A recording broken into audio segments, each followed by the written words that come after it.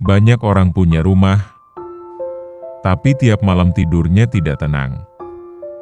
Banyak juga yang masih ngontrak, tapi hidupnya lebih damai. Pertanyaannya bukan siapa yang paling cepat punya rumah, tapi siapa yang paling siap menanggung konsekuensinya. Kalau kamu pernah bingung memilih antara KPR atau ngontrak, atau sedang menjalani salah satunya hari ini, tonton video ini sampai selesai. Bukan untuk menghakimi pilihanmu, tapi untuk membantumu memilih dengan lebih tenang dan lebih sadar. Ada satu pertanyaan yang sering muncul saat seseorang mulai serius menata hidupnya. Pertanyaan yang terdengar sederhana, tapi dampaknya bisa menentukan arah hidup bertahun-tahun ke depan. Lebih baik KPR atau ngontrak? Bagi sebagian orang, jawabannya terlihat jelas. Punya rumah sendiri dianggap sebagai tanda berhasil, sebagai bukti bahwa hidup sudah mapan. Tapi bagi sebagian yang lain, pertanyaan ini justru menimbulkan kecemasan. Karena mereka tahu, ini bukan sekadar soal punya rumah, melainkan soal siap atau tidak menanggung konsekuensinya.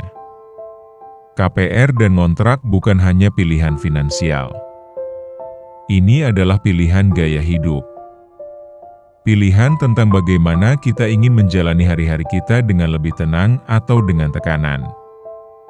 Banyak orang mengambil KPR bukan karena benar-benar siap, melainkan karena takut tertinggal. Takut dibandingkan. Takut dianggap belum berhasil. Akhirnya, keputusan besar diambil bukan dari perhitungan matang, melainkan dari tekanan lingkungan. Padahal KPR bukan komitmen 1 atau 2 tahun. Ini komitmen panjang. Belasan, bahkan puluhan tahun. Setiap bulan akan ada cicilan. Akan ada bunga. Akan ada biaya yang tidak selalu kita perhitungkan di awal. Dan hidup tidak selalu berjalan sesuai rencana. Hari ini gaji terasa aman. Besok bisa saja kondisi berubah. Usaha sepi. Pekerjaan hilang. Atau tubuh jatuh sakit. Sementara cicilan tidak pernah menunggu. Ia datang tepat waktu, tanpa peduli kita sedang kuat atau lemah. Banyak orang yang akhirnya harus bertahan di pekerjaan yang tidak mereka sukai, menunda mimpi, bahkan mengorbankan kesehatan, hanya demi satu kalimat, yang penting cicilan aman. Punya rumah KPR memang memberi rasa bangga. Ada status. Ada rasa berhasil.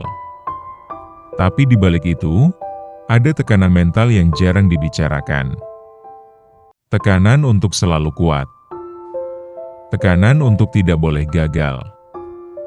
Tekanan untuk tidak boleh berhenti. Bukan karena mereka lemah, tetapi karena beban tanggung jawabnya besar. KPR tidak salah. Yang sering salah adalah cara dan waktunya. Sekarang mari kita bicara tentang ngontrak. Ngontrak sering dipandang sebelah mata. Dibilang buang uang. Dibilang tidak punya aset. Dibilang belum mapan. Padahal, ngontrak memberi satu hal penting yang sering diremehkan, fleksibilitas. Dengan ngontrak, seseorang bisa menyesuaikan hidupnya. Bisa pindah mendekati tempat kerja. Bisa menyesuaikan biaya hidup saat kondisi ekonomi berubah. Bisa bernapas lebih lega ketika penghasilan belum stabil.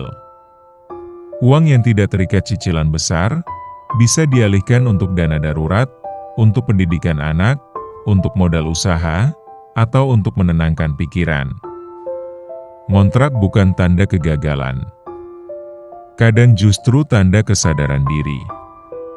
Kesadaran bahwa hidup tidak selalu harus dipaksakan. Bahwa menunda bukan berarti menyerah. Kesalahan terbesar bukan memilih KPR atau ngontrak. Kesalahan terbesar adalah memilih tanpa memahami kondisi diri sendiri. Banyak orang menghitung cicilan, tapi lupa menghitung tekanan mental. Banyak orang fokus pada kepemilikan, tapi lupa bertanya, apakah hidup saya akan lebih tenang setelah ini? Ada beberapa pertanyaan penting yang seharusnya dijawab dengan jujur. Apakah penghasilan saya stabil? Jika saya tidak bekerja beberapa bulan, apakah saya masih aman? Apakah saya punya dana darurat? Apakah keluarga saya siap dengan konsekuensinya? KPR bisa menjadi pilihan yang bijak jika cicilannya tidak lebih dari sepertiga penghasilan. Jika ada dana darurat yang cukup. Jika penghasilan relatif stabil. Dan jika kita siap tinggal lama di satu tempat. KPR yang sehat adalah KPR yang tidak membuat kita kehilangan tidur. Jika setiap bulan kita harus menahan kebutuhan penting, berhutang untuk membayar cicilan, atau hidup dalam kecemasan, maka itu bukan rumah yang menenangkan, melainkan beban yang melelahkan. Sebaliknya, ngontrak bisa menjadi pilihan yang lebih bijak jika penghasilan belum stabil, jika masih membangun karir atau usaha, jika ingin fleksibel, atau jika masih memiliki tanggungan finansial lain. Ngontrak bukan lari dari tanggung jawab. Kadang itu adalah cara menunda dengan cerdas. Menyiapkan diri. Menguatkan fondasi. Agar saat mengambil komitmen besar, kita tidak goyah di tengah jalan. Pada akhirnya, tidak ada pilihan yang benar untuk semua orang. Yang ada adalah pilihan yang paling sesuai dengan kondisi hidup kita saat ini. Rumah bukan hanya soal tembok dan sertifikat. Rumah adalah tempat pulang dengan hati yang lebih tenang. Lebih baik ngontrak tapi damai, daripada punya rumah tapi penuh tekanan. Hidup bukan perlombaan siapa paling cepat punya rumah. Hidup adalah tentang bertahan dengan waras, dan bertumbuh dengan tenang. Jika hari ini kamu masih ngontrak, bukan berarti kamu tertinggal. Mungkin kamu sedang menyiapkan langkah agar suatu hari nanti, ketika kamu punya rumah, rumah itu benar-benar menjadi tempat istirahat, bukan sumber ketakutan. Dan apapun pilihanmu hari ini, pastikan itu dipilih dengan sadar, bukan karena paksaan, bukan karena gengsi, melainkan karena kamu ingin hidup lebih tenang dan lebih bertanggung jawab.